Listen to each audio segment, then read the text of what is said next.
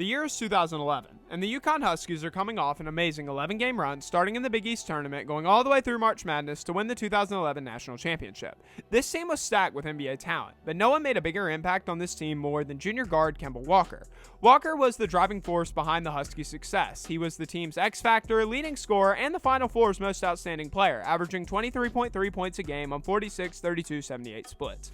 Kemba was one of the most coveted guards in the 2011 draft. I mean, he wasn't Kyrie Irving level, but the guy was seen as a player with a high motor and endless potential. There were concerns in his game, however, as Walker was just 6 foot tall with shoes on, and with his below average 3-point shooting, there were major problems that really turned some teams off. In the 2011 draft, the Charlotte Bobcats selected Walker with the 9th overall pick, and this made a lot of sense, as the Bobcats were in need of a floor general since Raymond Felton had departed for the New York Knicks a few years prior. And in his first season, the NBA and the NBA's Players Association had begun a lockout, meaning there would only be 66 games played, but Walker's Bobcats would win 7 of those games, becoming the worst team in NBA history. Kemba showed some great moments throughout this season, and fans were actually optimistic that in the right system, he could be a really solid NBA player, averaging 12 points a game and receiving 11 votes for Rookie of the Year. In the 2012-2013 season, Walker would become a full-time starter, upping his points per game to a team-high 17.7. The Bobcats still absolutely sucked, but Kemba was seen as one of the best young guards in the league with the likes of Kyrie Irving, Russell Westbrook, John Wall, and at the time, Brandon Knight. Kemba was seen as a player who had some potential and skill, however, was still too small to be a superstar, and he could not do this on his own. The Bobcats were terrible, and Kemba Walker seemed to be the only bright spot on this team.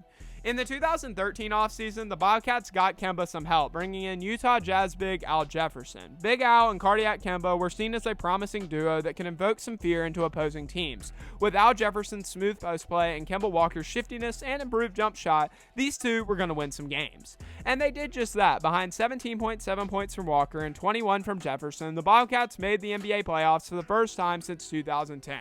They would get swept by LeBron James and the Miami Heat in a pretty uninspiring series, and it seemed like Kemba Walker was on his own once again thanks to a foot injury from Al Jefferson, which caused him to be a shell of himself, even missing Game 4 entirely. Kemba Walker was truly a one-man show, averaging 19.5 points a game. This guy was not the reason for the Bobcats' struggles. He did his part. In 2014, the now Charlotte Hornets signed Walker to a 4-year, $48 million extension, keeping him in Charlotte for the time being. And in the first game of the new Charlotte Hornets, Kemba Walker absolutely stole the show, leading the way in a Hornets comeback victory over the Milwaukee Bucks, leading all scorers with 26, including a game-tying 3 to send it to overtime and a game-winning mid-range step back over Brandon Knight. Walker would continue to play well throughout this season, leading the Hornets in scoring, averaging 17.3 points a game. If that number sounds low, well, it's because this Hornets team had too many scoring mouths to feed. And let's just say it didn't work in the slightest, as the Hornets went 33-49. In the 2015-2016 season, Kemba led the Hornets to the playoffs for the second time in 3 seasons, and man, this team was so fun to watch. I mean, I went to several games in this season, and just the whole vibe was immaculate. I'd be willing to say that Kemba Walker was one of the most underrated, underappreciated guys in the league during this time period. The Hornets couldn't make it out of the first round once again, losing to the Miami Heat in a hard-fought 7-game series. Kemba Walker elevated his game to 22 points a game, putting on a 37-point clinic in Game 6 and 34 points in Game 4. However, when it mattered the most in Game 7, Walker was a shell of himself, scoring just 9 points and going 3 of 16 from the field. In the 2016-2017 season, Walker became an all-star for the first time in his career, averaging 23.2 points a game. But it became apparent. Kemba Walker was a one-man show on a really bad team. When he was playing good, the Hornets are playing good. But when he's playing bad or he's not around at all, the Hornets are really bad. They missed the playoffs, but Kemba Walker was emerging as a star and one of the most fun players to watch. I mean, he was must-see TV. He still had that shifty first step from Yukon, and now he was a reliable three-point shooter, even competing in the three-point contest in New Orleans during this season. He was deadly from beyond the arc. In the 2017-2018 season, Walker was once again named an All-Star, scoring 22 points a game and becoming the all-time scorer in Hornets history, passing Del Curry. But guess what? The Hornets still did not make the playoffs, going 36-46, and there were some serious questions regarding whether it was the Hornets management failing Kemba Walker, or was it Walker himself who could not get a team to rally around him and put wins in the stat sheet. Either way, something had to change, and Kemba knew that.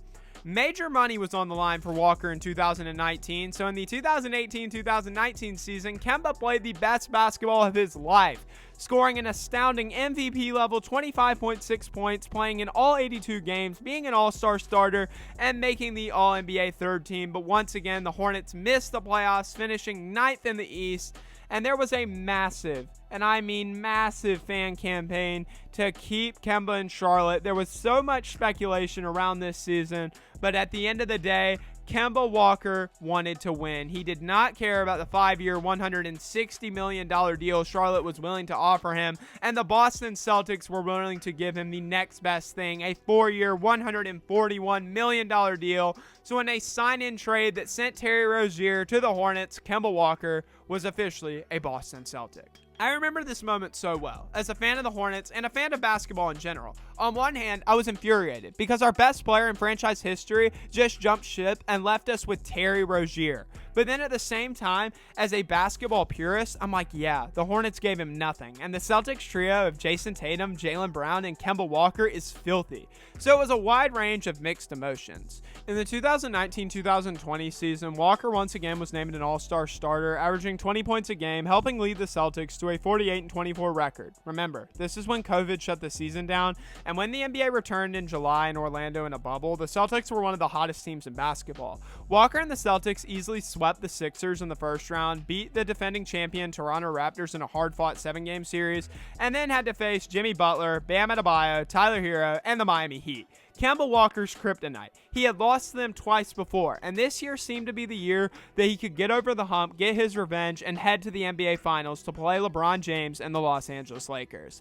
However, third time would not be the charm, and the Heat would beat the Celtics in 6 games. In this series, Walker would average 19.7 points a game, and remember, Kemba is the second or sometimes third option on the Celtics team, so almost 20 points a game as a second or third option is really freaking good, and Kemba Walker was still seen as a star of this league. In the 2020-2021 season, Walker missed some significant time resting and healing a knee injury, averaging just 19 points a game. Walker really struggled with some consistency, and there were concerns that the knee injury actually came from the bubble in the 2020 playoffs. Walker claimed over and over that wasn't the case, and he was more motivated to come back stronger than ever. Unfortunately for him, the Celtics were just tired of waiting. They had blown another chance to make an NBA Finals, and Kemba Walker was struggling a lot more than he was when he first arrived in Boston. That shifty, quick first step was gone, and that was Walker's MO. Boston traded Kemba Walker to the Oklahoma City Thunder, and there was some hope that maybe Walker could help develop SGA in this young Thunder squad. However, it was made very clear by the front office that they wanted nothing to do with Kemba Walker. They saw him as a has-been, and after he was bought out and cleared waivers, the Knicks signed him to a 2-year, $18 million deal. In his one-season stint back home in New York, Walker played like a shell of himself. He scored just 11 points a game, having slight moments of hope and then more moments of disaster, with his sole moment of being a great player, a 44-point performance against the Washington Wizards. This wasn't good enough, and the Knicks traded Walker in the draft rights to Jalen Duren to the Pistons. But just like Oklahoma City, Detroit wanted nothing to do with the old, now seen as washed Kemba Walker. So they bought him out, and well, Walker was out of the league for 5 months until the Dallas Mavericks signed him on a minimum deal. However, he would play just 9 games, starting in 1, before he would be waived in January, and that would be the last the NBA would see of Kemba Walker. Today, Kemba plays in France for AS Monaco, and other than a rumor that he dropped 92 points in a game, there really hasn't been anything spectacular. In fact, Walker has been coming off the bench in most of these games. This is a shame, because he was always one of my favorite players as a kid, and it's sad to see his fall.